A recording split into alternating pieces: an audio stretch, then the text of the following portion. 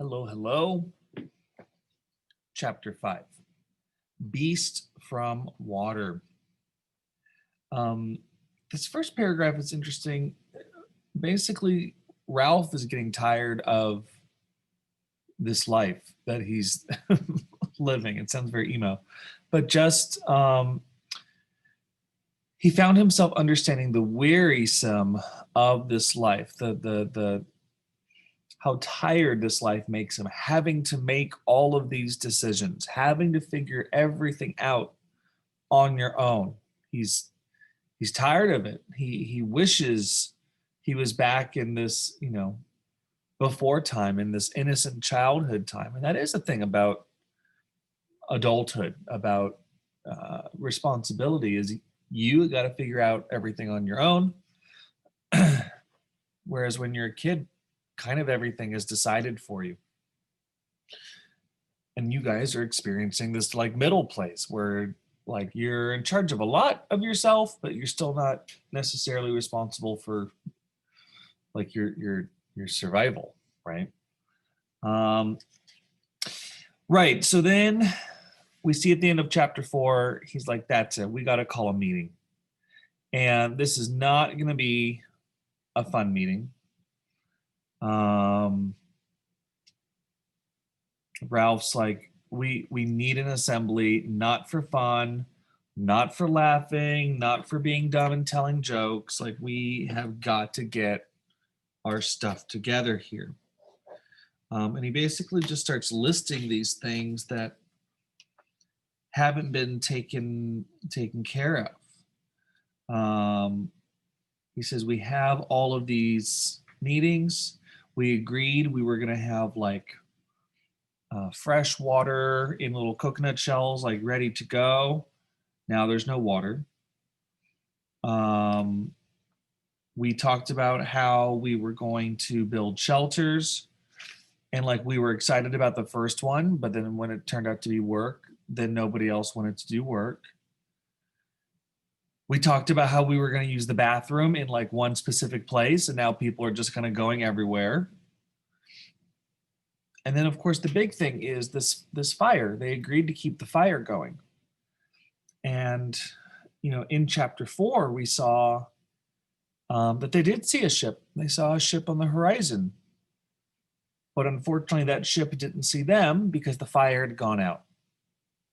And this was the whole like responsibility that Jack had taken, and his hunters had taken to keep the fire going. And so Ralph's just like, what are we gonna do? And he even starts again. He's like, and another thing, but then somebody calls out, oh, that's too many things. So whereas before the boys, the big uns and the little uns, had been kind of like playing along, now we're starting to get some semblance of resistance. Okay. Jack, in fact, is now standing up and saying, like, you've talked enough. I'm gonna start taking charge now. Ralph is able to keep control, but Ralph is noticing, I'm on my page 82, Ralph is noticing things are breaking up. I don't understand why. We began well, we were happy, and then people started getting frightened. So he's noticing that all of the boys were working well together at first, but like now it's not working well. Of course, we start talking about fear. The thing is, fear can't hurt you any more than a dream. There aren't any beasts to be afraid of on this island. This is Jack talking here. And he's like, you guys have completely made it up in your heads. But at the same time, now they talk, not only the little ones, but my hunters talk of a thing, a dark thing, a beast, some sort of animal I've heard. And Jack is like, everybody's making this up in their heads. And so this fear is completely made up. Fear can't hurt you unless you let it hurt you. is what Jack is saying.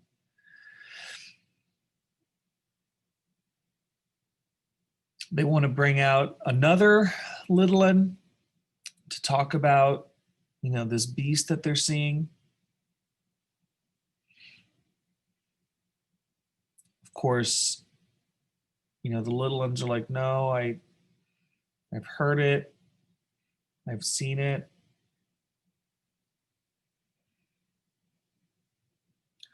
Simon now is standing up, which is a little rare. And Simon's like, no, this is like a real thing. I was in my place in like the forest.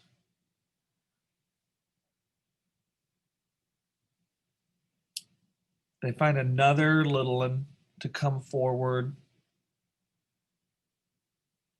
Percival, Wemyss, Madison, the Vicarage, Harcourt Street, Anthony, Hants, telephone.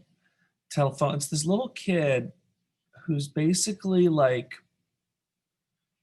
all he's done is remember his name, his address, and his telephone number.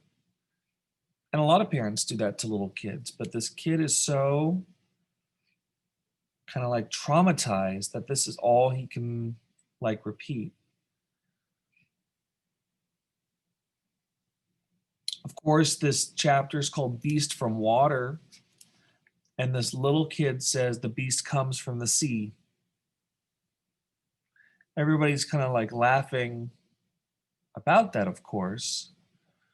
But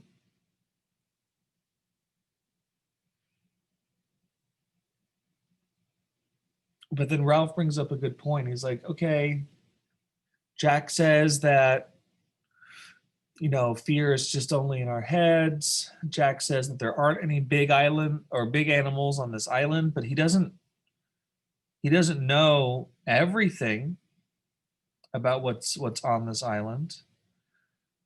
Once again, Simon is working up the courage to speak at the assembly. Simon felt a perilous, dangerous necessity to speak, but to speak in assembly was a terrible thing to him, right? And he's like, well, maybe there is a beast. And of course, this sets everybody off because, of course, the bigger kids are trying to calm everybody down. And it's like, oh my God, what, Simon, you believe in this? And then a major quote right here. I'm on my page 89. He says, what I mean is, maybe it's only us. So he says, maybe there is a beast. Maybe it's only us. Now, even Piggy says that's kind of crazy. Simon became inarticulate in his effort to express mankind's essential illness. Inspiration came to him, right? And so Simon is thinking about what is it that brings down a society? What is it that brings down a people, right? And so maybe it's this fear. Maybe it's them that is creating this beast. Maybe it's them not working together and Jack and Ralph fighting and everything like that. Maybe it's only us, right?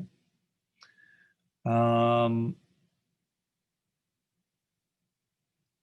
big thing that we're seeing is that things are definitely changing. We're definitely seeing things kind of breaking down. On the top of my page 91, the world, that understandable and lawful world, was slipping away. Once there was this and that, and now, and the ship had gone. I mean, that's kind of a statement. The ship had gone. That boat has sailed, right? Have you heard that? And now we're getting, now we're getting to a point where, some semblance of civilization that they had, sharing the conch and meetings and agreeing to do things. Even now that is doing things. And Ralph is trying to hold on. He's saying, like, we've got these rules. Like, we decided on these rules. And Jack is like, who cares? And Ralph says, because the rules are the only thing we've got. The rules, the law, this order is the only thing we've got left.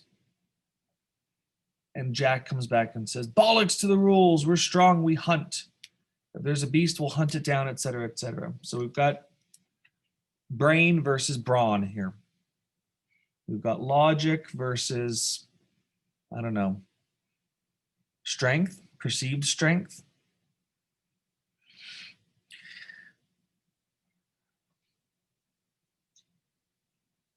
Chapter 5 is all about this breakdown in their kind of society. Piggy is really fearful. Piggy is really fearful that Jack is going to, kind of come to power, seize power, rather. On my page 93, Piggy says, I'm scared of him, and that's why I know him. If you're scared of someone, you hate him, but you can't stop thinking about him.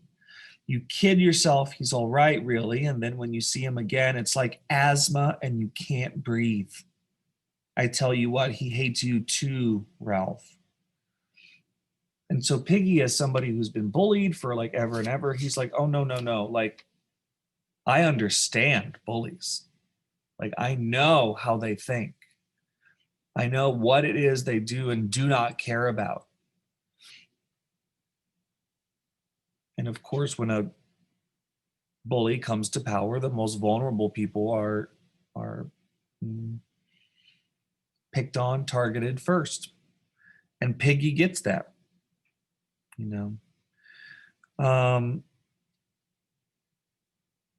right at the end of the chapter, right at the end of chapter 5,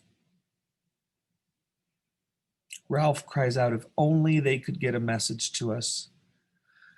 They, adults, civilization, the rest of the world, whatever.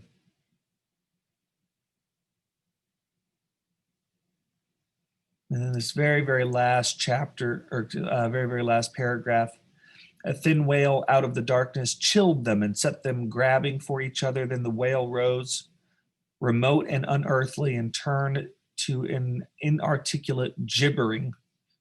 Percival Wemyss Madison of the Vicarage, Harcourt Street. Anthony, lying in the long grass, was living through circumstances in which the incantation of his address was powerless to help him. There's some talk about whether this kid is having like a seizure,